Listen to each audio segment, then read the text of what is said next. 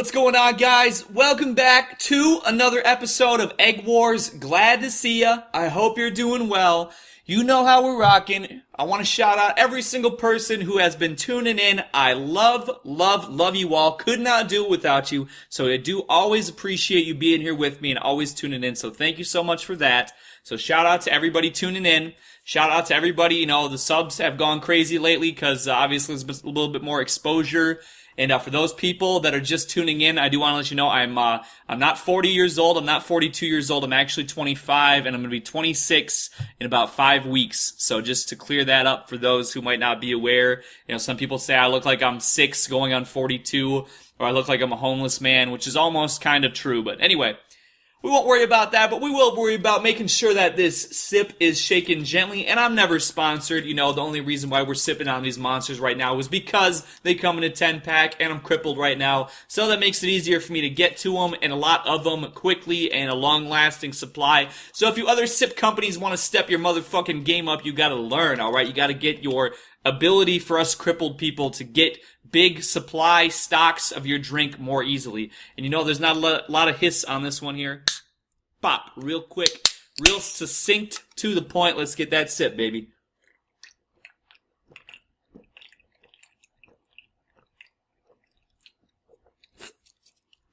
So if you watched the Egg Wars yesterday, you already know what I'm going to talk about today, and the background we got here also lends itself to this story I'm going to be telling. But before I get into the main meat, the main course of the story that I want to talk about today, I want to give this a little background. So yesterday, I was talking about practical skills, and how there's some of these millennials, they just don't know what they're doing these days, they don't know what the hell's going on, they don't know anything smart, or blah, blah, blah, whatever. Now, for me, when I was going to get into that topic, I was like, well, actually, no, with me personally, okay, well, I have, hunted, I do hunt, and I know about firearms to a degree. I wouldn't say, I don't really browse K, I'm not super deep into, all the memes and everything, but from a practical standpoint, I do use firearms, I do own firearms. But, that being sort of my outstanding manly characteristic that I have, it kind of made me want to give a little backstory on another hand as well. A little bit of some background of my childhood that reminded me of how that's sort of my outstanding manly characteristic of that what men do, So, growing up, I was adopted, and, I was kind of a little bit of I was pretty much like a little dorky fucker from a young age, I was kind of a little fucking dweeby piece of shit. But my pops, great guy, he was a football quarterback, he was prom king, he was all that. So he wanted to try and mold me in a good image. He wanted to try and, give a real good go to make me into a real, what a man should be, what a boy should be. So he put me in sports from a real young age. I played just about every goddamn sport. I played motherfucking soccer. I played lacrosse. I played hockey. I played football. I played baseball. I played basketball. My grandfather was actually quite a good basketball player. So I was playing all these sports. Well, if you know about me, I'm pretty autistic, and so my cognitive ability was low. My motor skills were terrible. So essentially what would happen when I was going into these sports, when I would, be enlisted to play a sport or whatever the case might be, I was always, pretty much by the time that there was ever teams existing, everybody knew that I was shit. Everybody knew that I was terrible. Everybody knew I had, no skill. I was swinging the bat upside down, backwards. I was hitting myself in the fucking face with it. I was kicking myself in the nuts. I didn't know what the fuck I was doing, So I was always the last person to be picked on teams. And it wasn't even it would get down to be me being the last person, and both teams would just be okay, I'd rather be one player down than to have Mills on the team. We'll be good. He's just gonna slow us down, so that's fine. That's just pretty much where it was at. So I never played sports long enough to be when you're in high school and you have to actually make the team. It never got to that point for me, because by then it was it was totally gone. But it was growing up, it was just a problem because, I have a younger brother who was actually a very accomplished athlete, which is good because if my dad didn't have anybody, that would have really sucked. I'm sure it would have been, would have probably broke his heart. But my brother, thankfully, played a lot of sports, is a very accomplished athlete, and that's good. But I never was. I couldn't cut it. If I was trying to skate and hockey, I'd fucking just, by the time, because I couldn't even tie my own shoes until I was like 11 years old. I'm legitimately retarded. People say I'm not. People don't really, they're like, oh no, Eggman, you talk and you form these coherent sentences and your verbal IQ is very succinct, but no, I mean, they tried to teach me how to skate and, after like so many lessons, all the other kids were skating just fine. Everyone's all good. And I would stand on my skates and just fall over and start crying. So they're like, yeah, sorry, your kid's a fucking retard. It's not going to work out. So, the years went on, but eventually, after so many failed sports and so many failed attempts to be a boy that would fit in and be a manly boy, I didn't want to be a soy boy. I didn't want to be a bug man. I didn't want to be, I didn't want to end up being a little pussy ass bitch. Who knows? I mean, it's hard to say where this came to, but anyway. So, anyways, I don't know how this is, nationally speaking, but, I was growing up, I was in Minnesota at the time, that's where I was growing up at. So, in Minnesota, it was when you were 12 years old, you were able to get your firearm safety training.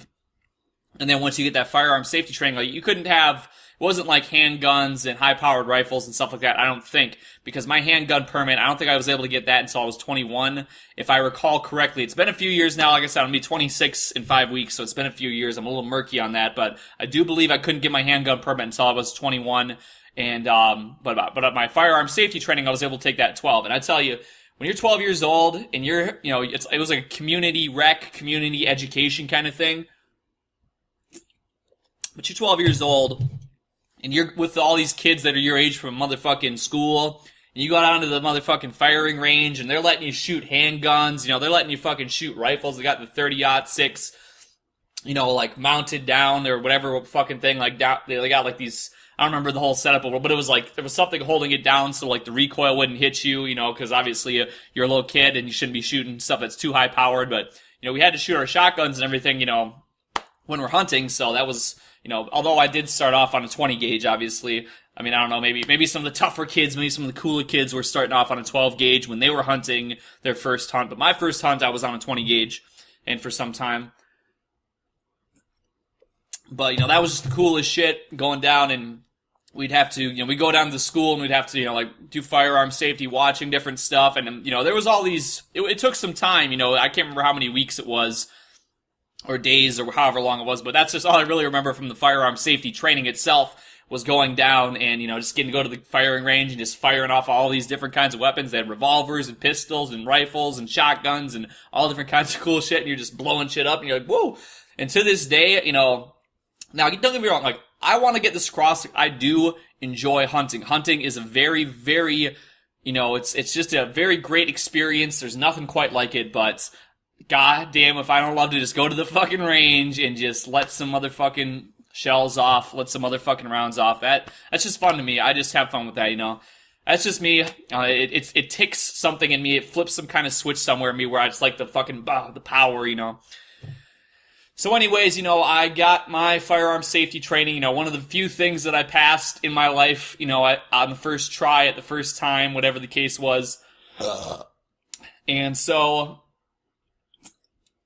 it would have actually been, because I turned 12 in 2003, but it was December, and now, usually, there were years where I would go hunting, deer season's always been my number one priority, coming in the Midwest, living in the Midwest, deer season was always my number one priority of hunting, we'd go duck hunting, pheasant hunting, turkey hunting, fucking even shooting rabbits and squirrels, depending, but deer season was obviously always like the numero uno season for me that I always wanted to go.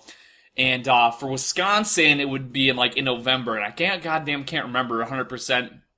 Because I've hunted in Wisconsin most of my life, for the most part, because that's just always where the better hunting's been, in my opinion. So I've hunted a lot, mostly in Wisconsin in my life.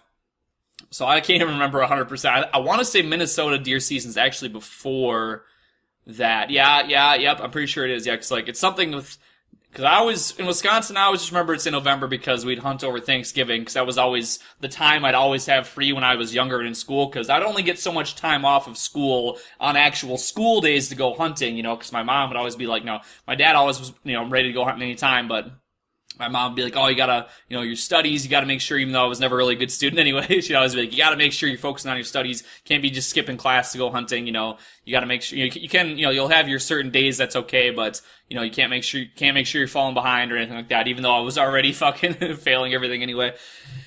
So, I'm trying to think now. So then it must have been 2004 then that I really had my first deer season, because I was able, I got my permit and everything in 2003. Then in 2004 came the first deer season. Now I tell you, that first time, when you're a young kid, there's nothing quite like that first hunt. You know what I mean? It's just a beautiful thing. Because I've always been very much somebody who, like, when I was a kid, I don't know, it's weird, because when I was a kid, like, my parents, if I wanted to sit inside and play video games or some shit, or play on my Game Boy, or whatever the case might be, they'd say, hey, stop sitting around on your ass, don't get all fat and lazy, go out and ride your bike, or go out and do something, you know what I mean?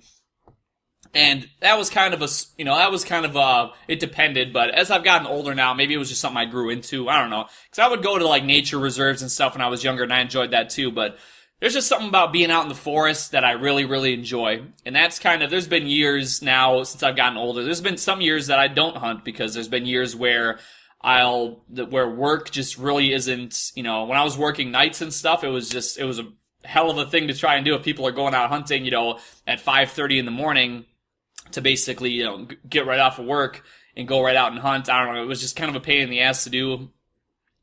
So there was some years where I would just go and I would just do, just go out, and when people were kind of done hunting in certain areas, I would go and just kind of do a walkthrough, or if they were going, if they had shot a deer and they were tracking a deer, maybe I would just go out, or if they got a deer and they're, and they cleaned it and they're dragging the deer, I'd go out and help, haul it into the truck or whatever the case might have been. But just the whole fall atmosphere in the forest, assuming everything's, there's no snowstorms or horrible crap weather, because there's been years where it's fucking freezing. There's been some years where it's too warm, but just the atmosphere is so nice. So when I'm going out, I'm 13. Well, no, I guess, yeah, I was still 12, going on 13.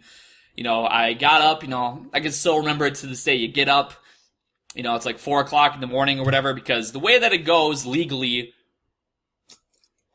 is I think it's like 30 minutes before sunrise, or something like that. 15, 30 minutes, something like that before sunrise is when you can legally shoot. And I don't think there's ever been a time that I've gone out hunting where I have seen such a good, clear shot. It's possible depending on where you hunt, because if you're hunting in like a clearing and it's, it's a totally clear night, really heavy moonlight to where you can see the full clearing, and there's deer like, running across this clearing or whatever, and you just think you got the best damn shots, you can shoot, like 15, 30 minutes before sunrise, whatever it is. But for the most part, especially with me, I've always hunted more in a little bit more of a thicker, not like super, totally just unseeable, totally like everything's a fucking jungle, but more into the actual forest is where I've typically hunted, whether I'm on the ground or in a stand, whatever the case might be. So I don't think I've ever taken a shot, before there's actually some light coming, but it's that's just how it is in the morning. You never know if you sometimes you just gotta try and take a shot. That's just the nature of hunting. And that's one thing too, is that, my dad was always very, very much in this, he always wanted to know what the best techniques were. He was always trying to refine his abilities. When I was a kid, I had my, my full camo on, I had the full everything, we'd have the fucking, we had like these little pins, these little things you would pin onto your suit that smelled like dirt, you would like fucking, you'd like, he'd like take leaves and shit and like throw them on yourself and all kinds of wild shit, We'd always be very, very quiet, there was no talking, very, very minimal, hardly any movement. You wouldn't even want to just, it'd be just like the total, just learning how to be the absolute best hunter you could be, which is why my dad has been a pretty damn good hunter. He hunts in, many seasons, many different, bow, fucking, what do you call it, muzzle loaders, gun, all these different things. Because he's always been very much about the hunt. Whereas there's some relatives of mine, for instance, who, we'd go hunting and, they'd be sitting there fucking chain smoking, depending on what time of day it is, they might be fucking cracking a beer, just sitting there and being like, they might be on their fucking phone, this wasn't, years ago that didn't happen because there wasn't really phones like that, or we didn't really have phones like that, but, in more recent years, they might be like, oh, should have been out here for 2 hours, I don't think there's any deer, I'm gonna go into the bar, have a couple beers, whereas, my dad might sit out there for 5-6 hours and just be totally still and just, until he decides that, it depends on the day too. I mean, the weather, he's very much about the whole experience, and it is quite an experience if you've never done it before. I mean, just to get out there, you're out there, it's pitch black, you suit up, you got your fucking, you got your mask on, depending on what you're wearing, depending on what the weather is. There might be snow, there might not be, it might be freezing, it might be warm, but you got your whole camo shit on, you got your gun. I always like to carry my shotgun in a certain way. Some guys would carry it, however they carry it. I always like to carry mine kind of like this, because I felt like I was like a soldier, like a fucking, like royal soldier in the Queen's safety or Queen's security. I'd kind of carry it like a goddamn Minuteman. I don't know. That just felt like what was cool to me, and that's just what I did. And I would go out, and we'd kind of, like go like this. These two guys are going to that. They're gonna go take that spot over there. We're gonna go take this spot over there. In some of those earlier years, eventually we got, more. We shifted our locations where we hunted a couple times, so they'd be like, oh, we're gonna go, we're moving so that we have a stand now. It wasn't so fancy back at first. So there was years where I'd be like, all right, I'm gonna take the base of this tree here. So I'd go and I'd very quietly as you can, just kind of push some of the leaves out of the way so you kind of have a spot to kind of crouch down or sit down, and you would sit there and just wait. You'd sit there and just wait, but there's nothing quite like that, you know what I mean? There's nothing quite like to be out in the middle of the woods, in the dark, in the cold, or whatever the weather might be. You just have that earthy scent, all that noise. You're hearing so much noise if there's wind. And even if there's not wind, there's been years where I've gone out and there's not a goddamn 1 mile an hour of wind, but you'll have squirrels who are hopping off trees and they're jumping into leaves, and you just need to be totally aware. I mean, you can be an idiot and never shoot anything, but I've actually got a couple deer in my time, so, I'm not a super hunter. I'm not going out and shooting any record-breaking animals, but, just to be totally aware of everything and just to make no sudden movements, just to sit there and be aware, of each breath that's going in and out, and you hear like one leaf crinkle behind you and you fucking have your gun and you're just like, just to try and, you'll turn, you're trying to fucking get like as much peripheral vision as you possibly can, you know what I mean? So you're kind of like, just trying to see, is that a squirrel? What was that noise over there? Is that some wind? I mean, you might see a deer way up off in the distance and you see it, you might see a buck and a doe and you're fucking just like, you're fucking frozen because you're waiting for them, hoping they're going to come down your way so you can fucking just aim your gun just so and take that shot, and you might sit there and watch them slowly come towards you for like 20 minutes, and all of a sudden, just as they're getting in your range, just where you can finally get your gun down and shoot, they might just fucking all of a sudden take off and shoot off another way, and you're like, oh, fucking goddamn it, And, when they, when it does finally come time where you finally get your good shot and you fucking get it, you aim, right at the right particular area and you shoot, and you get a direct hit, and that fucking deer shoots off as fast as it possibly can. And then you sit there and you wait for like 30 minutes because you're hoping that it went maybe just over the hill and then fell over and died. And then you slowly climb out of your tree stand and you fucking trail this thick trail of blood, and you trail it and trail it and trail it and trail it until it happens to, after like hours of trailing it, when the sun's almost going to go down, you realize that it fucking still somehow kept going onto another person's land, and you're not legally able to cross this land barrier, this border onto this other land to try and get your fucking deer, and then you're super, super pissed off. Because I've had that happen, and it's not very fun, and it's, you're fucking sweating, and you're just like, oh, because you don't pack a lot of, you're not out there packing a motherfucking lunch, because if you're out there for 5-6 hours and you get hungry and you haven't seen anything, you haven't, it's not a good day, then you're probably just going to maybe say, oh, well, I'll go in, grab a sandwich and come back out, and then go till sunset or whatever. But then you get those, as I have, a couple of super cool times where you get just in the right position, the deer is just in the right position, everything's good, the wind is coming out of the right way, so your scent isn't blowing towards them, you heard them just the right way, everything's good, you get the fucking, you get your fucking shotgun just right, and you fucking, and you shoot, and you fucking slump that motherfucker pretty much dead on, it goes right and fucking hits it right dead on where it needs to hit it, and the fucking thing just crumbles down, and you still sit there, and you still wait, because if that has any life in it at all, if you get up at all and you scare that deer at all, no matter what, no matter, if you think that you just fucking blew all of its, it's totally dead, and you decide you're going to start scaling down your tree stand, or you're going to get up and start going towards it, whatever, if it has one single iota of brain activity, it is going to try to fucking kick up and shoot off into where the hell you don't even know,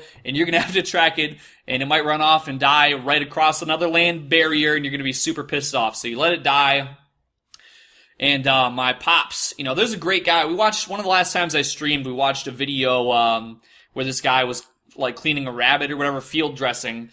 And my pops, he taught me how to field dress a deer. Because I tell you, if you're totally not familiar, if you aren't familiar with, field dressing an animal like that, it can be pretty, not so good. Because you could hit an intestine the wrong way, or you could, especially depending on what time of the day it is, if you shoot it late into the day, and then by the time you finally get your hands on the deer and you start dressing, it's starting to get late out and dark out, and it's harder for you to see what you're doing, and all of a sudden a bunch of shit and all kinds of disgusting, nasty internal things all happen to just pile into that body cavity, and all your meat, all that precious deer meat, or if you want the hide for anything, or the who knows what, you could be, it's just not good. It's not good. So you gotta know what you're doing. You gotta be, you gotta be aware.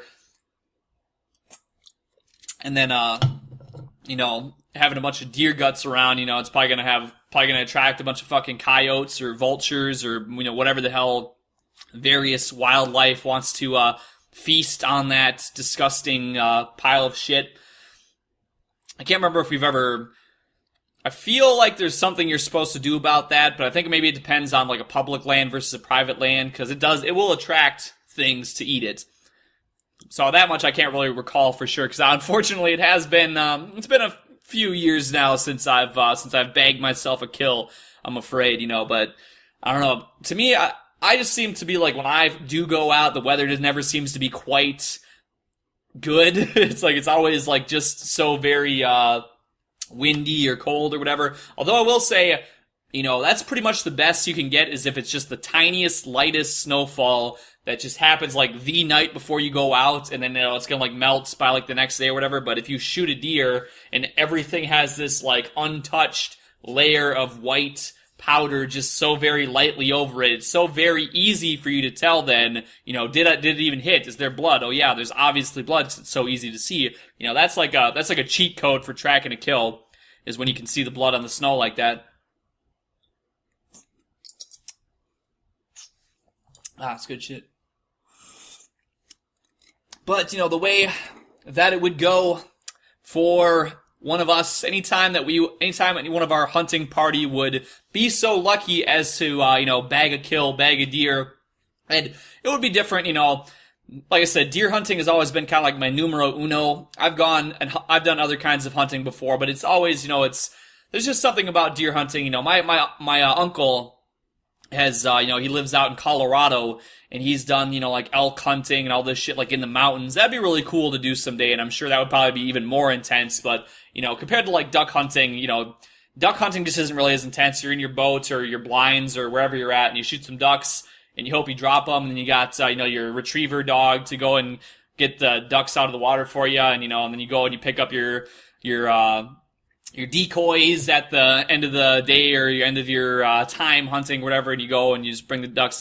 It's not quite the same as being out in the forest like that, but when we would get a deer together, somebody gets it all field dressed, We drag the deer out. We get it in the, the old pickup truck, throw it in the truck bed, get the fucking back slammed up. You have the deer fucking, depending on how big it is, hopefully a nice size. If it's a buck, got some nice antlers. You have the head kind of poking up off the side so it's not, having a chance of, the antlers banging into the side of the truck bed or anything like that, because you don't want your trophy to be damaged.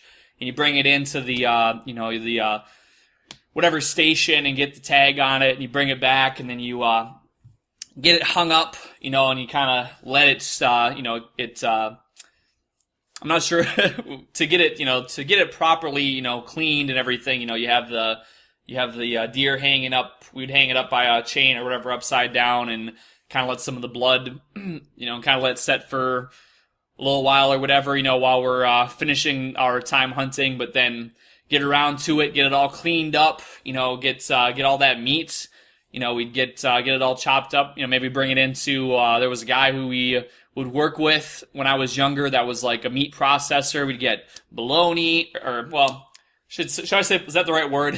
some luncheon meat, sausage, steaks, all this different stuff made out of the meat of the deer. And I've always really enjoyed venison meat and duck meat and, anything that I've hunted, we always eat it.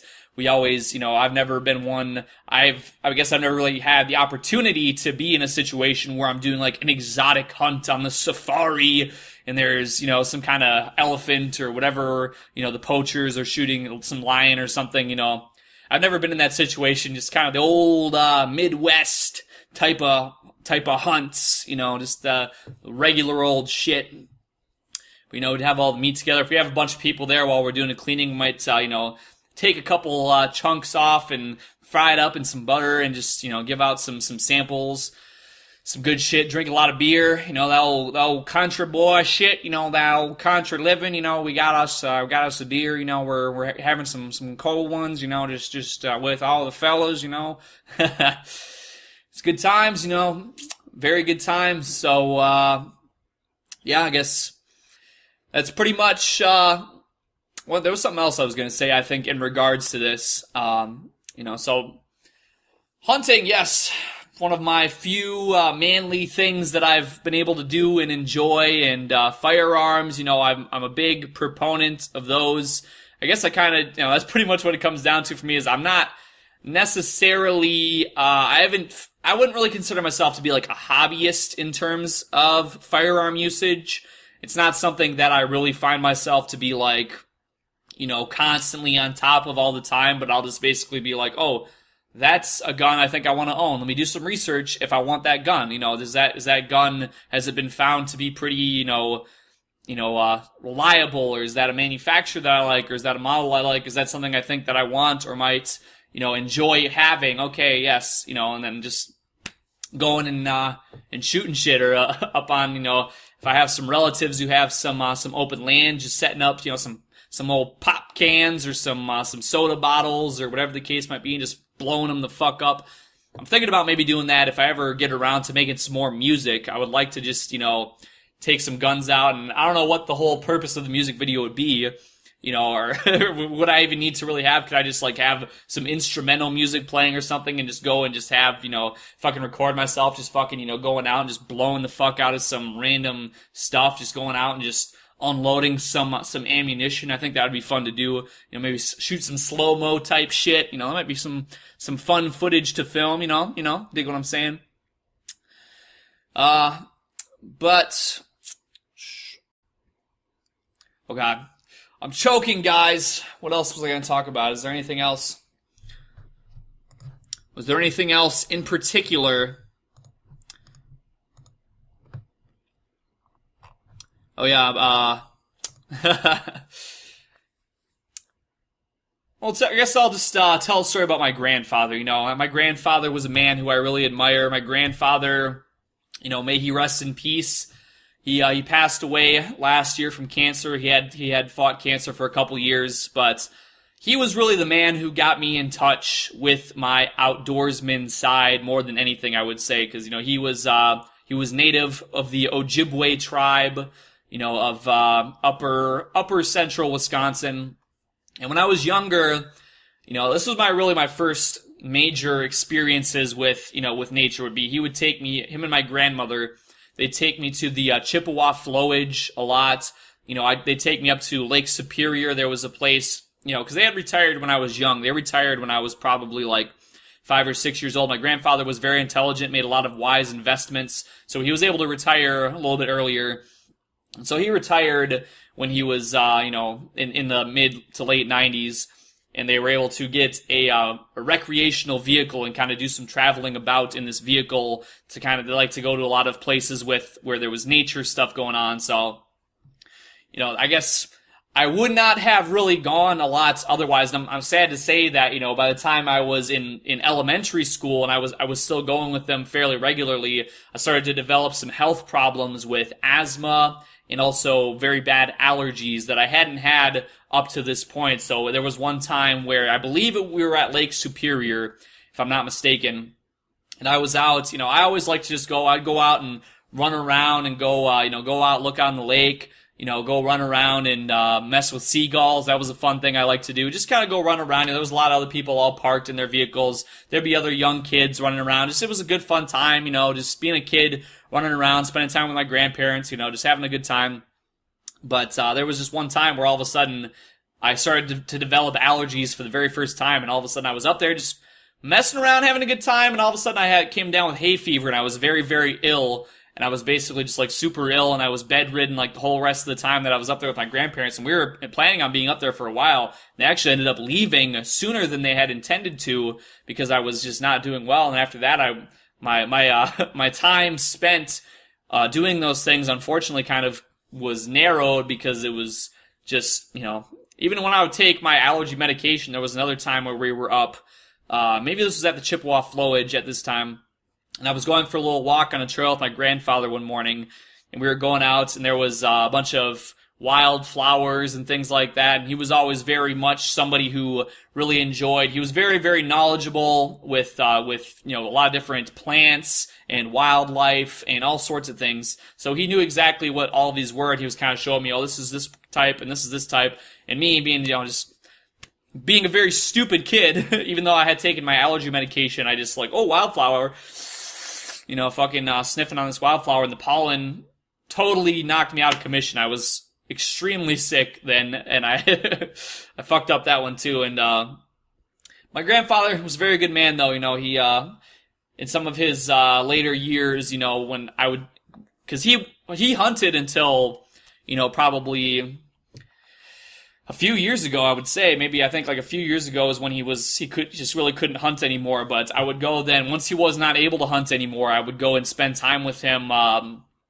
We would go and just walk some of the land that he had hunted before, and he would have his walking stick out, and he would just kind of walk the trails, and I would walk with him, and I just kind of, I still remember that I had to choose whether I was going to go hunt that year or if I wanted to, spend that time just kind of spending time out in the outdoors with him, and I was like, yeah, you know what? That's the choice that I was like, that's absolutely what I'm going to do, and we just went and talked a lot about his time. He had been very familiar with the lumber industry for a lot of years. He had just a lot of, he came from a very big family. His whole life he'd just been one with the outdoors. His ancestors going back were all very in tune with nature, so he was the one who gave me my my Indian name as well, which is I can't remember. I'm sorry that I can't remember what what it actually is in the actual language, but I just remember that it translates to little otter, because when I was a kid, I would always run around and hop around and always big with the water. I taught myself how to swim from a young age, or I should say, not totally on my own, but I got familiar with how to swim from a very young age comparatively to a lot of kids who I knew, just because I would always go around and spend a lot of time around the water while I was growing up, near the Mississippi River, and then also the Lake Superior and these other bodies of water that I would travel to when I was younger. So I guess that there concludes my tale of the hunt. It was kind of a little bit scattery, but you kind of get the idea. And that's pretty much the most probably traditionally manly thing that I'm capable of at this time, but I'm hoping that in the future I'm going to acquire some more practical manly skills. Somebody just sent me a message and said I should get the game My Summer Car on Steam and just mess around with that a little bit to kind of get familiar with some of the inner workings of a vehicle in a practical sort of virtual / hands-on kind of way. So maybe I'll take a peek into that. But in any case, my friends, until next time, thank you so much for tuning in to another episode of Egg Wars. Love seeing you guys every single day. And you know what? I will catch you next time.